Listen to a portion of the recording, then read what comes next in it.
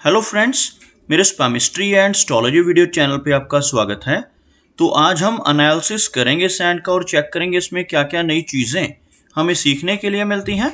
तो as usual शुरू करूंगा फिंगर्स के एनालिसिस से, उसके बाद चेक करेंगे फिंगर्स की सेटिंग को एंड माउंट्स को, और सबसे लास्ट में हम चेक करेंगे लाइन्स को।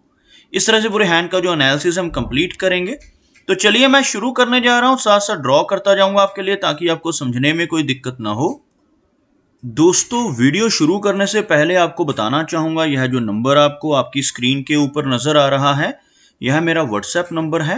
अगर आप भी अपने हाथ की वीडियो बनवाना चाहते हैं या फ़ोन कंसल्टेशन लेना चाहते हैं तो आप हमें व्हाट्सएप के ज़रिए, सिग्नल के ज़रिए या फिर टेलीग्राम के ज़रिए मैसेज सेंड कर सकते हैं।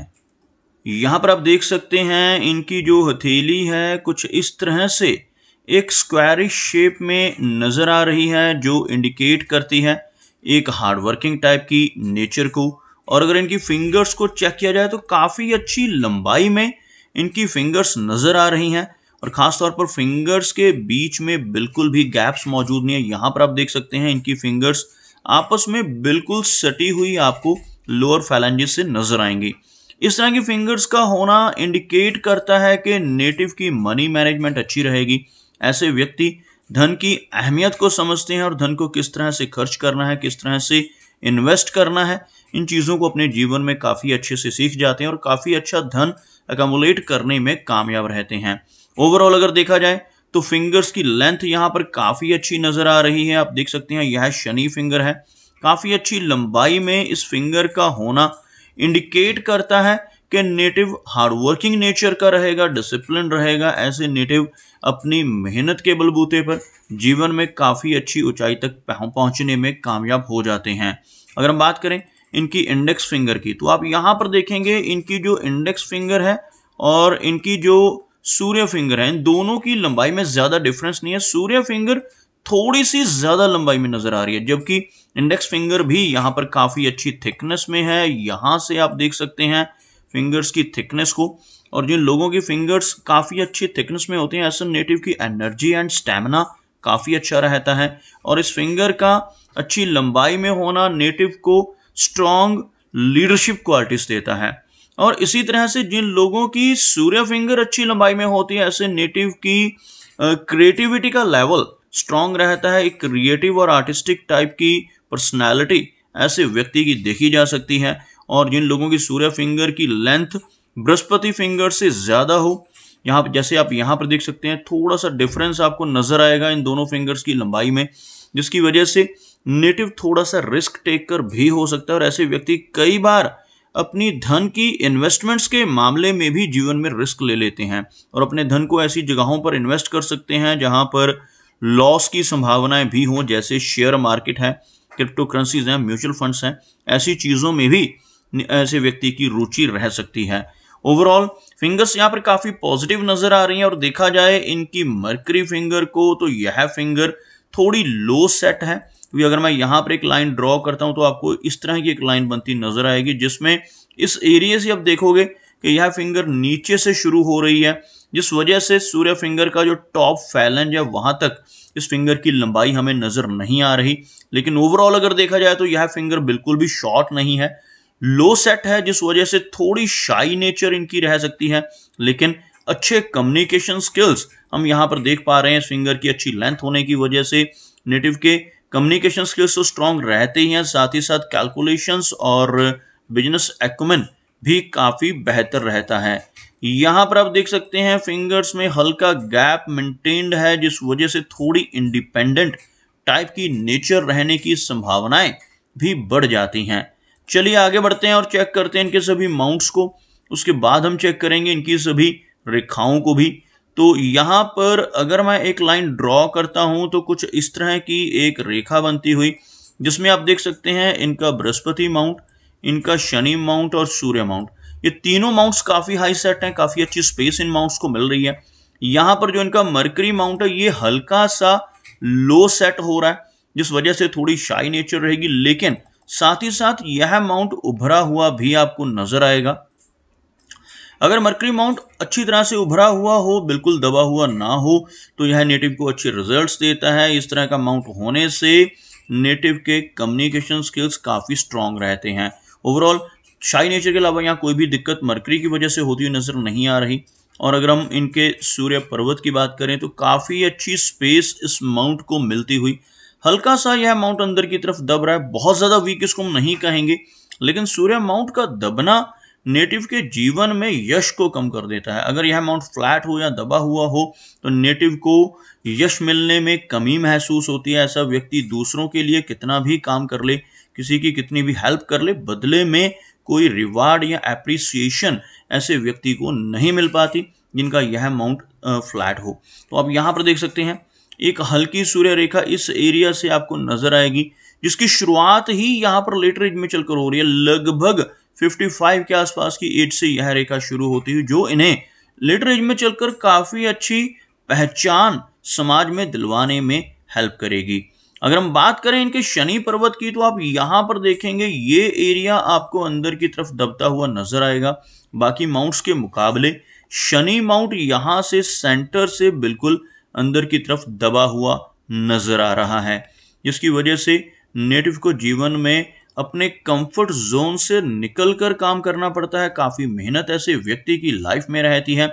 और अगर हम भाग्य रेखा की बात करते हैं तो भाग्य रेखा में यहाँ पर थोड़ी ओवरलैपिंग्स नजर आ रही हैं। आपको बताना चाहूंगा कि अगर एक निर्दोष भाग्य रेखा हो, निर्दोष भाग्य रेखा हम इस तरह की रेखा को कहते हैं जो यहाँ से शुरू हो और बिल्कुल भी कहीं पर ना रुके और सीधा यहाँ तक पहुंच जाए, ऐसी एक लंबी भाग्य रेखा जो कहीं से भी टूटी हुई ना हो, जिन लोगों के हाथ में होती है, ऐसे व्यक्ति काफी भाग्यशाली होते हैं और जीवन में बहुत अच्छी तरक्की बिना रुकावटों के कर पाते हैं। लेकिन यहाँ पर आप देख सकते हैं यह रेखा तो मौजूद है, लेकिन इस रेखा में आपको इस तरह की हल्की ओवरलैपिंग्स नजर आएंगी।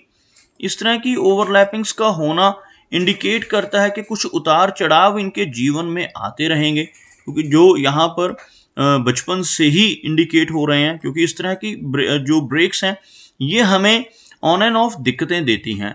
और आप देख सकते हैं लगभग यहाँ पर 35 और 36 के आसपास की एज में भी एक हल्की ब्रेक नजर आ रही है, जो लगभग 38 की एज के बाद काफी अच्छी स्ट्रेंथ गेन करती हुई इनकी भाग्य रेखा नजर आ रही है। तो इनकी लाइफ में 38 की एज के बाद एक स्ट्रॉन्ग लाइन है जो बिल्कुल ऊपर तक पहुंच रही है। 38 की एज के बाद यह लाइफ में काफी अच्छी प्रोग्रेस जरूर कर पाएंगे, लेकिन यहाँ पर शनि पर्वत का दबा हुआ होना इन्हें अपने कंफर्ट जोन से निकाल कर काम करवाएगा, यानी इन्हें ज्यादा मेहनत जीवन में करते रहना होगा। अगर हम बात करें इनके बृहस्पति की, यानी कि जो गुरु माउंट का एरिया है, यह एरिया आप देखेंगे ऊपर की तरफ उठा हुआ है। यह माउंट अगर उठा हुआ हो तो ऐसे व्यक्ति बहुत ही नॉलेजेबल होते हैं, बहुत ही समझदार टाइप की पर्सनैलिटी ऐसे व्यक्ति की रहती है। दूसरे लोग भी इनसे सलाह लेना पसंद करते हैं क्योंकि इनकी नॉलेज काफी अच्छी होती है। नॉलेज के साथ साथ बृहस्पति जो है स्पिरिचुअलिटी के कारक प्लैनेट भी हैं, इस वजह से ऐसे व्यक्ति काफी स्पिरिचुअल माइंडेड भी होते हैं जिनका गुरु पर्वत इस तरह से ऊपर की तरफ उठा हुआ हो। दूसरों की मदद करने वाली पर्सनैलिटी, एक सोशल वर्कर टाइप की नेचर ऐसे व्यक्ति की देखी जा सकती है। उसी के साथ साथ आप देखेंगे यहां से कुछ रेखाएं ऊपर की तरफ उठती हुई, इस तरह की हल्की रेखाओं को हम प्रोग्रेस की लाइंस कहते हैं। और जिन लोगों की हथेली में बृहस्पति पर्वत पर प्रोग्रेस लाइंस पहुंच रही हों, ऐसे व्यक्ति जीवन में अपनी मेहनत के बलबूते पर काफी अच्छी तरक्की कर पाते हैं। बृहस्पति माउंट का प्रोमिनेंट होना नेटिव को फैमिली की तरफ से सुख देता है और ऐसे व्यक्ति काफी ज्यादा स्पिरिचुअल माइंडेड बन जाते हैं। खासतौर पर 40 वर्ष की एज के बाद स्पिरिचुअलिटी की तरफ इनका झुकाव बढ़ने लगता है। बात करते हैं इनकी मेजर लाइंस की, तो यहां पर आप देख सकते हैं इनकी जो लाइन ऑफ आर्ट है कुछ इस तरह से, एक हल्की ब्रांच यहां से ऊपर की तरफ भी चलती हुई। इस तरह की हृदय रेखा का होना इंडिकेट करता है कि नेटिव काफी केयरिंग नेचर का रहेगा। इनकी भी हार्ट लाइन कुछ इस तरह से, हार्ट लाइन खुद ब खुद या कोई ब्रांच ऊपर की तरफ जा रही है, ऐसे व्यक्ति थोड़े इमोशनल नेचर के हो सकते हैं।